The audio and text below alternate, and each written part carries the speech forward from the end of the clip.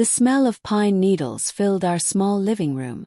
I was hanging paper snowflakes on the tree, the same ones we made when I was little. Nothing ever changed in this house. The furniture was the same. The pictures on the wall were the same. And my family's thoughts about my life stayed exactly the same too. Emma, sweetheart, did you fill out those job papers yet? Mom called from the kitchen.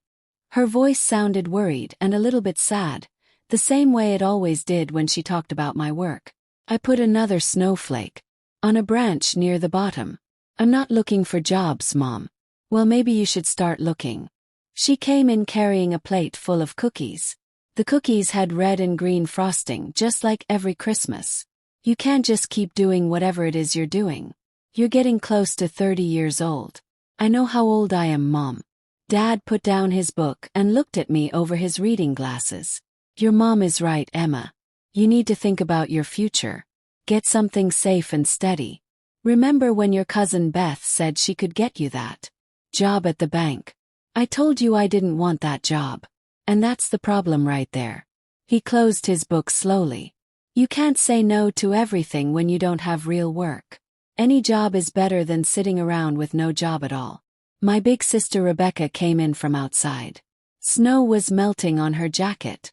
She drove here with her husband Tom and their 3 kids. Rebecca worked as a teacher. Everyone loved her. She was everything parents wanted their kids to be. Talking about Emma's job problem again. She took a cookie and smiled at me. What's the story this time?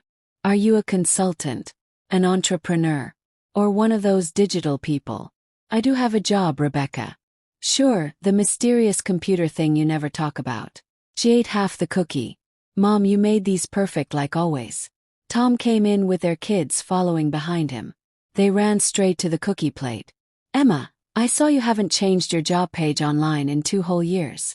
That's not good if you're trying to find work. I learned about this stuff in a class. I could help you. Fix it if you want. Thanks, but I don't need help with that. She won't listen, Mom said, shaking her head. She's been like this for 3 years now. 3 whole years sitting at home with her computer, never telling us what she does. No real paycheck that we can see. We know it's not working out. I tried to explain that first Christmas after I quit my big job at Amazon to start my own company called Medivision Labs. I tried to tell them what we were making. It was a special computer program that helped doctors find cancer early by looking at X-ray pictures. Mom smiled but didn't really understand. Then she asked if I thought about becoming a nurse instead. Hospitals always need nurses, honey. And you'd be helping sick people. I am helping sick people, Mom. Our program helps doctors catch cancer before it gets bad. But it's not a real job, is it? Working from your tiny apartment. No office to go to. No health insurance. What happens if you get sick? What about when you're old and need money? That was 3 years ago. I stopped trying to explain after that. Medivision Labs grew from just me and my friend Carlos working in my living room to a big team of 92 people in 4 different offices. We got $195 million from people who wanted to invest in our company 9 months ago. Our list of hospitals using our program included places like Stanford Hospital, Mass General, and MD Anderson. 2 months ago, the National Cancer Institute hired us to build a computer system that would help the whole country find cancer faster. But my family still thought I had no job and no money. Emma could come work at my school. Rebecca suggested, sitting on the couch. We need someone to help in the front office. It's not fancy, but you get paid every month and you get benefits and vacation days. That's really nice of you, Rebecca. I hung another decoration on the tree. But I'm happy doing what I'm doing now. What you're doing is nothing, Dad said. He wasn't trying to be mean. He just said it like it was a fact. You're wasting time. When I was your age, your mom and I had good jobs. We had a house. We had money saved up. You're still in that little apartment paying rent every month. My little apartment was actually a 3-bedroom place in downtown Seattle that I bought last year for $1.4 million cash. But they only visited once and thought I was renting it. They told me I should get someone to share the apartment with me to help pay rent. I didn't tell them I owned it. Dinner's ready, everyone. Mom called out. Emma, Can you help me put the plates on the table? The dining room already looked beautiful. There were candles and fancy dishes, and everything was perfect. I started putting forks and knives at each seat while everyone talked around me. They talked about Rebecca's great teaching job. They talked about her kids doing well in school. They talked about Tom getting a better position at his company. They talked about my cousin getting engaged to a doctor. And what about you, Emma? My Aunt Linda asked when we all sat down for dinner. She just got here and was wearing a big furry coat and lots of perfume. What have you been doing with yourself these days? She's in between things right now, Mom said quickly, passing the bowl of mashed potatoes. But she's looking for something good. I'm really not looking. Finding work is so hard these days, Aunt Linda said, nodding her head. My neighbor's son couldn't find anything for 8 whole months. He finally got a job at a coffee shop. Not what he wanted, but at least he's earning money now. Emma's situation is different, Dad added, cutting the turkey into pieces. She went to college. She studied computers. Computer science, I said quietly. From Stanford University. Right, so she's too smart for most jobs, but she doesn't have the real world experience that bosses want. He talked like I wasn't even sitting there. It's a tough spot to be in. Rebecca held up her glass of juice. Let's hope next year brings Emma some better chances. Everyone drank to that. I ate my turkey without saying anything. After we ate, we went back to the living room. The TV was on, showing some Christmas shows. Mom started giving everyone their presents while Dad tried to make the fireplace work better. This one's for you, Emma. Mom gave me a box wrapped in shiny paper. We thought this might be useful for you. I opened it carefully. Inside was a nice black folder with paper, a pen, and a little holder for business cards. It was the kind of thing you bring when you go to job interviews. This is for when you start going to interviews, Mom explained. It's important to look professional and ready. Thank you, Mom. Wait, there's more. Dad reached behind the couch and pulled out an envelope. Your mother and I talked about this. We know money is probably tight for you right now. This should help you get by. Just until you can stand on your own feet again. I opened the envelope. Inside was a check for $5,000. Mom, Dad, I really can't take this. We want you to have it, Mom said in a voice that meant she wouldn't argue. You're our daughter. We're not going to watch you struggle during Christmas time. Use it for rent, for food, for whatever you need. And Emma, please really try to find something steady in January. No more of this working from home on your computer thing. Rebecca leaned over and saw the check. She made a surprised sound. That's a lot of money. When I was your age, I was already working full-time. I didn't need Mom and Dad to give me money. Rebecca, Tom said quietly, trying to make her stop. I'm just saying the truth. She needs a reason to get serious about getting a real job. I folded the check and put it back in the envelope. I set it on the table. I really appreciate you thinking of me, but I don't need money help. Being too proud won't pay your bills, Dad said. Just take the money, Emma. I'm not being proud. I'm trying to tell you that I don't need it. We've talked about this before, Mom interrupted.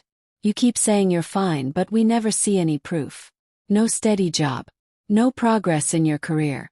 No. The TV suddenly got really loud. My nephew grabbed the remote by accident when he was reaching for a cookie. Breaking news on this Christmas evening, a lady's voice said on CNN. We're stopping our regular Christmas shows for a big technology story that's been happening all day. Turn that down, sweetie, Tom told his son. But the TV screen changed. The CNN logo appeared. Red letters said breaking news. A headline showed up that said, Mystery. Tech founder revealed. The person who started a company called Medivision Labs, one of the fastest growing medical technology companies in America, has finally been identified, the news lady continued. For 3 years, the company kept secret who the boss was. But CNN has learned exclusively who it is. My phone buzzed in my pocket. Text from Carlos, my business partner. I know you're with your family. I'm really sorry. The news got out early. It's everywhere now. Medivision Labs made big news earlier this year when they got $195 million in funding, the news lady said. The company's special computer program that finds cancer has been used by over 450 hospitals across the country. Doctors say it has saved about 12,000 lives by catching cancer early. Mom reached for the remote control. Let's watch something more fun and Christmas-like. Wait, Rebecca said, sitting up straight. I've heard that company name before. The person who started the company has kept their identity completely secret, the news lady continued. But now we can tell you it's 29-year-old Emma Richardson. She used to work at Amazon but left 3 years ago to start this company from her small apartment in Seattle. The whole room went quiet. My picture showed up on the TV screen. It wasn't a regular picture. It was my official work photo, the one we took last month for a big Forbes magazine story that was supposed to come out in January. Somehow CNN got it early. Aunt Linda pointed at the TV. That's Emma. People who know the company say Richardson owns 71% of Medivision Labs. At the company's current value of $2.3 billion, her personal worth is about $1.6 billion. Dad's cup fell out of his hand. Juice spilled all over the carpet. Nobody moved to clean it up. That can't be right, Mom whispered. Emma. The news kept going. Richardson graduated from Stanford University with 2 degrees in computer science and medical engineering. She started developing Medivision's main technology while she still worked at Amazon. The program uses smart computer learning to look at patient X-rays and scans in real time. Helps doctors predict cancer problems, choose the best treatments, and catch dangerous cancers early. They showed video of a hospital.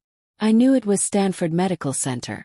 A doctor in blue scrubs stood in what looked like a busy cancer ward. Medivision has completely changed how we treat cancer patients, the doctor said. The accuracy is better than anything we've ever seen before. We've reduced missed cancer diagnoses in our hospital by 34% since we started using it. Emma Richardson's technology is saving lives every single day. Back to the news lady in the studio.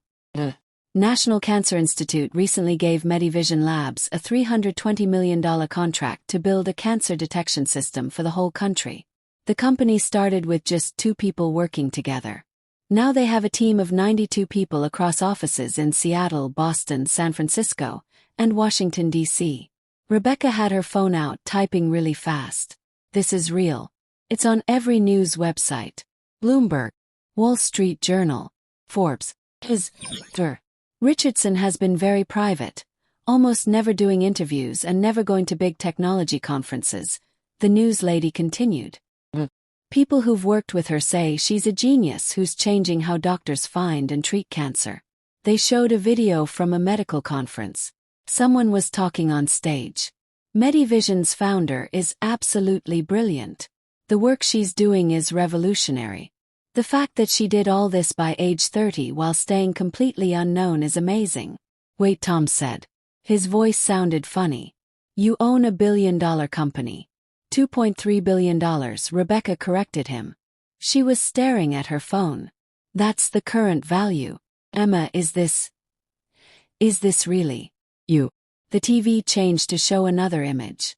It was a screenshot from the Forbes article that wasn't supposed to be published until January. The headline said, "The Hidden Billionaire.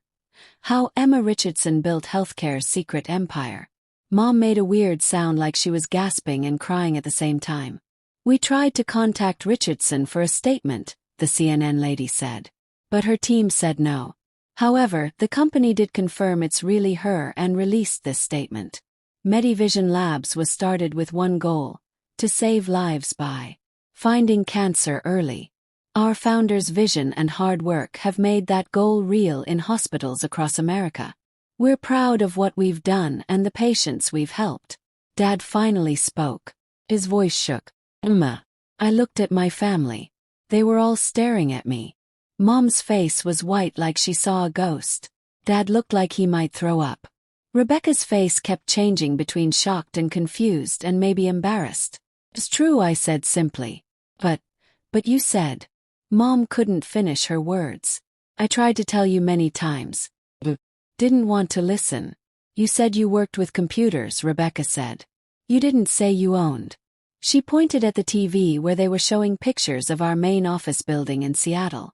I told you I started a medical technology company. I explained what we do. You said it wasn't a real job. Joining us now is technology expert Marcus Chen, the CNN lady said. Marcus, help us understand how important Medivision Labs is in the medical world. A new man appeared on the screen. This is one of the most important medical breakthroughs in 10 years, the expert said. What Emma Richardson has built isn't just a successful company. It's technology that's completely changing how doctors find cancer. The computer program is so accurate that hospitals using Medivision see much better results with their patients. We're talking about thousands of lives being saved. And she did this in just 3 years. Starting with nothing. The news lady asked. From her apartment. She paid for it herself at first, then got some early investment money. She kept complete control of the company. She refused to give up power even when more money came in. That almost never happens in technology companies. Most founders end up owning just a small piece. Richardson kept 71%. That's smart business combined with amazing technology. Tom was reading his phone. His eyes got bigger and bigger. There's an article here about your apartment. Says you bought it. Says you paid cash for a $1.4 million apartment. $1.4 million, I said quietly. The article has the wrong number. Aunt Linda had both her hands over her mouth. The other amazing thing, the TV expert continued, is Richardson's choice to stay hidden. In an industry where founders love to be famous, like Elon Musk or Mark Zuckerberg, she stayed almost completely unknown outside of medical circles. No social media accounts. No conference speeches. No press interviews. Just total focus on the technology and helping people. Why did she stay hidden? The news lady asked. According to people who know her, Richardson believes the work should speak for itself. She's not interested in being famous. She's interested in solving problems and saving lives. That's refreshing in Silicon Valley, where founders often become celebrities before their companies even work properly. Mom stood up fast and walked to the window. Her shoulders were shaking like she was crying. Dad rubbed his face with both hands. The check, he said. We gave you a check. We tried to give you $5,000. You're a billionaire and we tried to give you $5,000 because we thought you couldn't pay your rent. I know, Dad. Rebecca was reading article after article on her phone, scrolling super fast. This one says you said no to an $850 million offer from Google last year. $850 million and you said no. It wasn't enough money.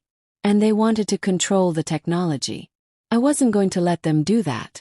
Not enough, Rebecca's voice cracked. I've been working 11 years to build a teaching career that pays maybe $80,000 a year and you turned down $850 million because it wasn't enough. It wasn't about money, Rebecca. It was about keeping our mission pure. Saving lives. The mission, she repeated in a flat voice.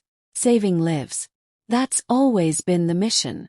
That's the whole reason I started this company. The article says Stanford Hospital credits your program with reducing missed cancer diagnoses by 34%, Tom said slowly. 34%. Do you know what that means?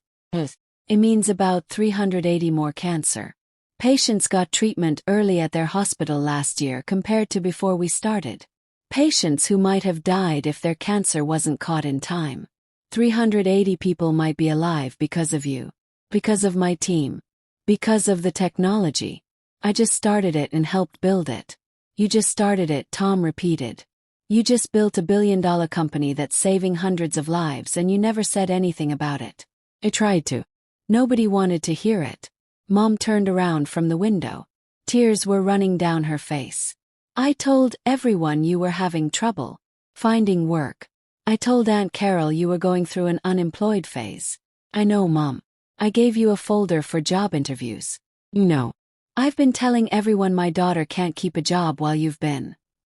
While you're. She couldn't finish her sentence. The TV had moved on to interviewing someone from a hospital. Before Medivision, we made treatment decisions based on experience and gut feelings, a doctor in scrubs said. Now we have computer-powered insights that dramatically improve how well patients do. This technology will be in every hospital within 5 years. Emma Richardson's company is the future of cancer treatment. Dad picked up the envelope with the check. He stared at it. You must think we're so stupid. No, Dad. We tried to give you money. Career advice. We told you to work answering phones at Rebecca's school.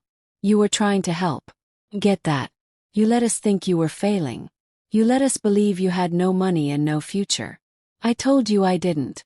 You didn't believe me. 'Cause you never showed us, Dad said. His voice got louder. You never brought us to your office.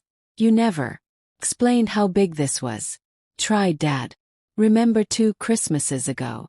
I told you about the funding money, the hospital partners, the National Cancer Institute being interested.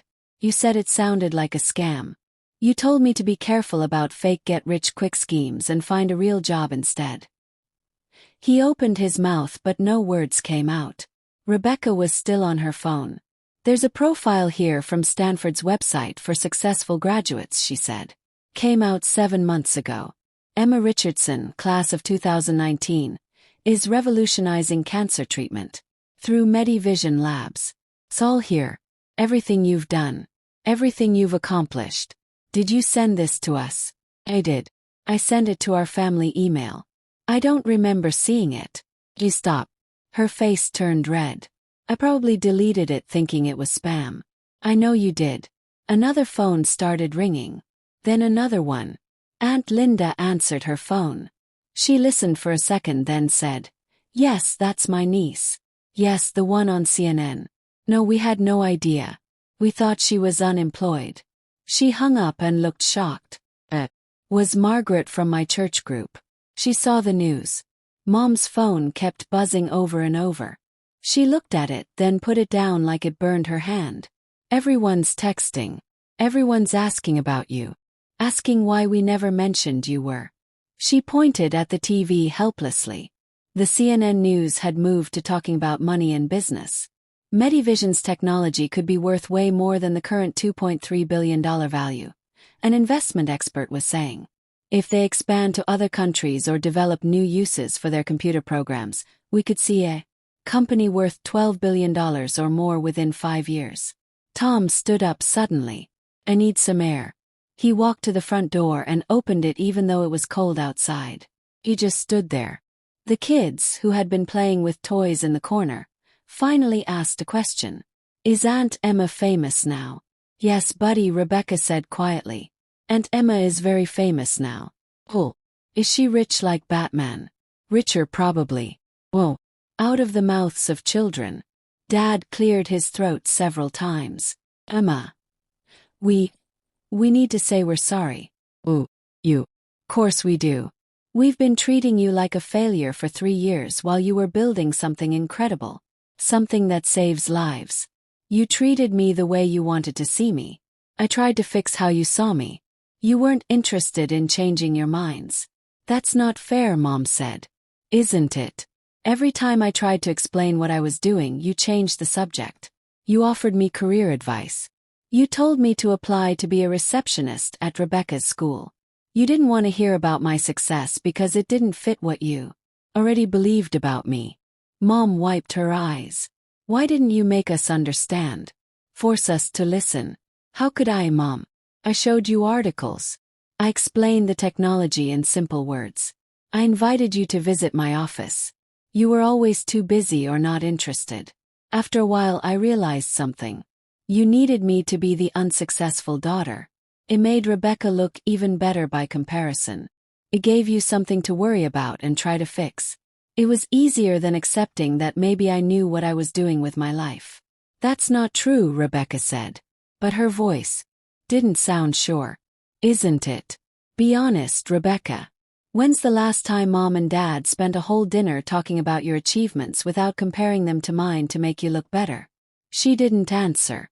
I'm the example of failure in this family. Always have been. The weird one who liked computers too much. The one who made strange choices. The one who didn't follow the normal path. And you know what? That's okay. I stopped needing your approval 3 years ago when I took the risk of starting this company. I stopped caring if you thought I was doing the right thing. We're your family, Dad said. You should need our approval. You should care what we think. No, Dad. I should have your support. Those are two different things. Approval means you judge if my choices meet your standards. Support means you trust me to make my own decisions and you back me up no matter what. The TV had moved on to showing video of our Boston office. Workers walking through a modern building, sitting at desks, talking in glass rooms with whiteboards.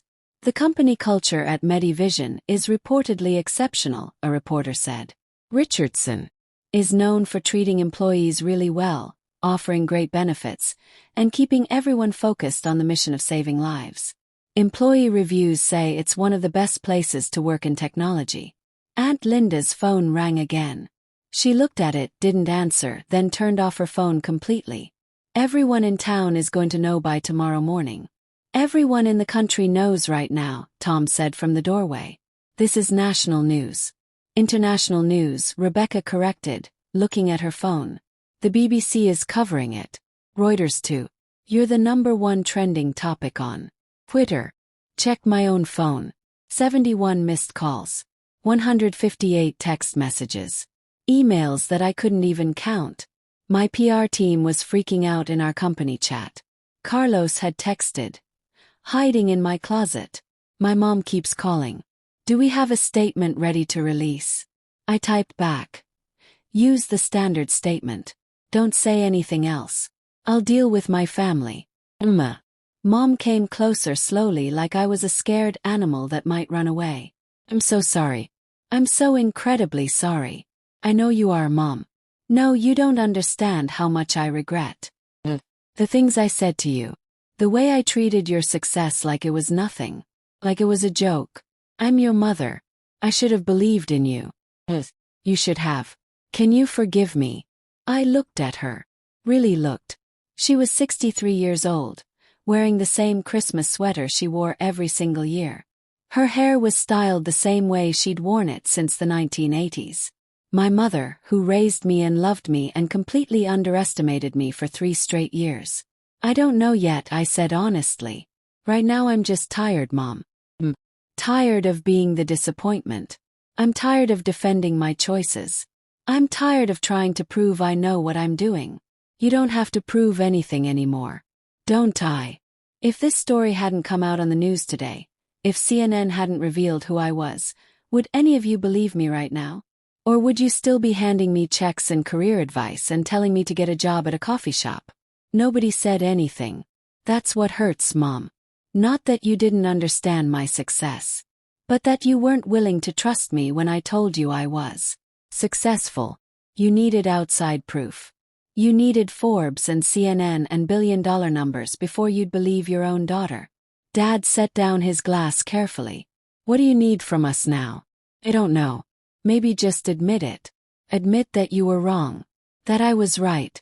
That I made good decisions even when they didn't look like the decisions you would have made. You were right, he said immediately. About everything. The company. The mission. All your choices. You were right and we were wrong. And you're brilliant. You've done something amazing. Something that will save lives and change medicine and make you one of the most successful people in America. And we missed it all.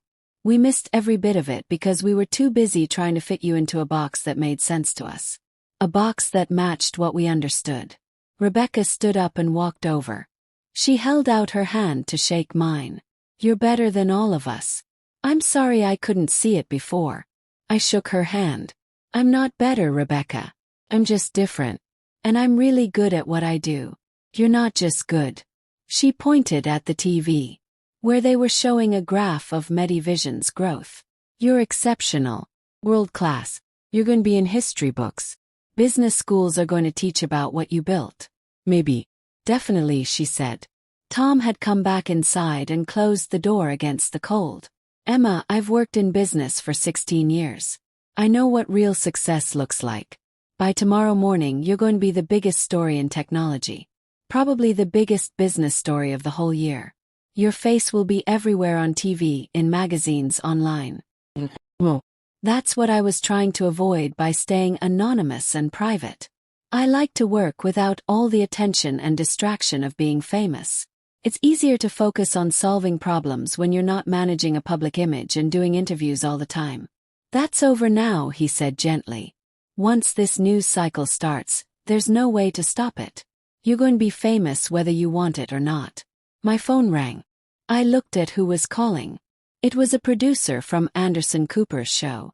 I didn't answer. It rang again right away. Different number. Forbes magazine. I didn't answer. Kept ringing. Different callers. Kept not answering. You should probably answer some of those eventually, Rebecca said. Not tonight. Why not? Because tonight was supposed to be Christmas with my family. And even though everything got completely messed up, even though CNN just exposed my identity when I didn't want them to, even though everything is chaos and crazy, I'm still here. I'm still trying to have Christmas dinner with you people because family matters to me. Even when you drive me absolutely insane. Mom started crying again. But this time she was smiling through the tears. You're a better person than we deserve. Probably true, I said with a small smile. But you're stuck with me anyway because that's how family works. The doorbell rang. We all froze like statues. Are those reporters already? Ed asked. I looked at the security camera on my phone. Actually worse. It's the neighbors. Don't answer it, Aunt Linda whispered loudly. They can see all our lights on. They know we're home. The doorbell rang again. Then someone knocked on the door. Dad went and opened it. The Johnsons from next door stood on the porch wearing matching Christmas sweaters and holding a bottle of wine. We saw the news, Mrs. Johnson said. She could barely breathe, she was so excited. We had absolutely no idea Emma was. We just wanted to say congratulations. Thank you, I said from the living room. Could we possibly get a picture? Mr. Johnson already had his phone out ready. Our friends will never ever believe we live next door to a billionaire. I'd really rather not take pictures right now. Just one super quick photo. Please. Dad let them come inside. They stood with me in front of the Christmas tree while Rebecca took the picture with their phone. Then they wanted separate pictures with each of them. Then they wanted a group photo with my parents too. This is so exciting. Mrs. Johnson was almost jumping up and down. Wait until the neighborhood association hears about this. They finally left. But before Dad could even close the door all the way, another car pulled up outside. Then another car. Starting, Tom said, watching through the window. The circus is beginning. He was right. Over the next hour we had 9 more visitors. Neighbors, family, friends, people from Mom's book club, Dad's golf friends. Everyone suddenly wanted to reconnect with the family of the billion-dollar tech founder. Everyone wanted to take pictures and ask questions. By 9 p.m. I couldn't take it anymore. I need to leave, I announced. You can't leave, Mom said. It's Christmas. Stop being Christmas about 3 hours ago, Mom. Now it's a media circus. I need to get ahead of this and control it. I need to manage this situation. Stay here tonight. We'll keep people away. We'll protect you. Mom, there are photographers with cameras setting up across the street right now. Tomorrow morning this house will be surrounded by reporters and news trucks. I need to get back to Seattle. I need to meet with my team. We need to coordinate our response to all this. This is going to be the biggest week of the company's entire existence. I need to manage it properly. Dad looked out the window. He was right. There were people with big cameras standing on the sidewalk taking pictures of the house. How did they find you so fast? He asked, sounding confused. I'm not hard to find, Dad. My parents' addresses. Probably in dozens of databases and public records. Once CNN confirmed my identity, every journalist in the country started digging for information about me and my family. What should we do? Asked. Should we talk to them? Nothing. Don't talk to anyone. Don't give any interviews. Don't answer any questions. Send everything to our PR team. I'll send you their contact information right now. Mom grabbed my hand tight. Before you leave, please. I need you to know how proud I am of you. How sorry I am for everything. How much I love you. I know you love me. Do you? Because I feel like I spent 3 years telling you the exact opposite. telling you that you were a failure when you weren't. You did do that. So how can you possibly forgive me for that? How can you forgive any of us? I squeezed her hand. I didn't say I forgive you yet. I said I know you love me. Those are two completely different things. Forgiveness is going to take some time. But love was never the question. I've always known you love me. You just didn't respect me. You didn't believe in me. Do now. I respect you. Well, believe in you now. Because CNN told you to. Because Forbes confirmed it. Because the whole world is telling you I'm successful and important and worth listening to. But Mom, I needed you to respect me before all the validation from outside. I needed you to believe in me when it was just me telling you about my dreams and my company. That's the kind of respect that actually matters to a person. She nodded. Tears were streaming down her face again. I'll earn it back somehow. However long it takes. I'll prove to you that I can be the mother you deserve. I hugged each of them. Mom, Dad, Rebecca, Tom, even Aunt Linda. The kids got high fives from me. Then I grabbed my coat and my bag and headed for the door. Emma, Rebecca called out to me. For what it's worth, I really truly am proud of you now. Not because of the money or the valuation or the news coverage, but because you did something meaningful with your life. You're actually saving lives. Real people's lives.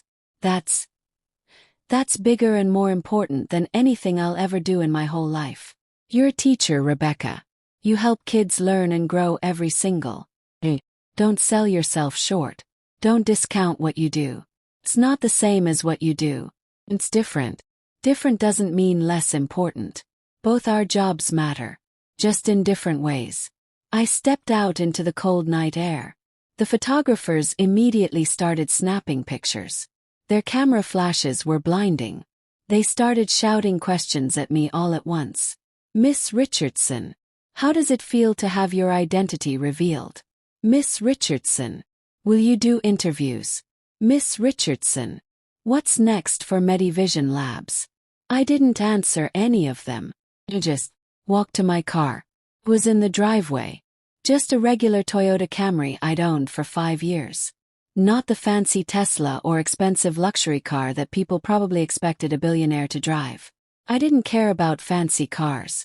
As I pulled out of the driveway, I could see my family watching from the window. Mom was still crying. Dad had his arm around her shoulders. Rebecca and Tom stood behind them. The kids had their faces pressed against the glass. My phone rang. I answered using the car's Bluetooth system. Hey Emma. Hey Carlos. You doing okay? Define okay. Fair. The office is absolutely going crazy. We've had 71 interview requests in the last 2 hours. Every major news outlet wants to sit down with you. Forbes wants to publish their feature early. The Wall Street Journal wants an exclusive interview. And Anderson Cooper's people personally called 3 times asking for an interview. No to all of them. Emma, we can't just ignore this. You're the biggest story in technology right now. Maybe the biggest story in business. We need a media strategy. We need a plan. Then here's the strategy and the plan, Carlos. 1. Press conference tomorrow afternoon. We release a prepared statement. I answer exactly 5 questions from reporters. Then we're done. After that, we go back to work like normal. 1 press conference won't be nearly enough to satisfy them. It's going to have to be enough, Carlos. We didn't build this company to make me famous. We built it to save lives. To help doctors catch cancer early. That mission doesn't change just because CNN figured out my name and put my face on TV. I understand, but the world wants to know your story now. They want to know everything about you. The world can read about it in Forbes next month when their article comes out. Right now we have actual work to do. Important work. We have a National Cancer Institute system to build. We have hospital partnerships to maintain and grow. We have patients depending on our technology to catch their cancer and stay alive. That's what matters. Not my face on television. Silence on the phone for a few seconds. You're absolutely right, Carlos finally said. You're right. That's what's important. I'm usually right. He laughed. There's the Emma I know. Welcome back to the spotlight you've been successfully avoiding. Thanks. Completely hate it already. I know you do. But hey, maybe some good will come from this whole mess. Young girls getting interested in technology and science. More investment opportunities for the company. Better partnerships with hospitals. Maybe more funding. Maybe. And Emma, your family. Are they going to be okay with all this? They'll be fine. Eventually. Once they process everything. Once they accept that their unemployed daughter is actually a billionaire who's been kind of lying by omission for 3 whole years. You weren't lying though. You were protecting your privacy and focusing on the work. Tell that to my mother. She thinks she failed me as a parent. I drove through the quiet streets heading toward the highway. Behind me, my parents' neighborhood was lighting up with more camera crews, more reporters, more people drawn to the sudden proximity to extraordinary wealth and success. But ahead of me was Seattle, my city, my home, the work that actually mattered to me. My phone buzzed with a text from Mom. I love you so much. I'm sorry for everything. I'm so sorry. Please forgive me someday. I texted back quickly. I know, Mom. Love you too. We'll talk tomorrow. Then.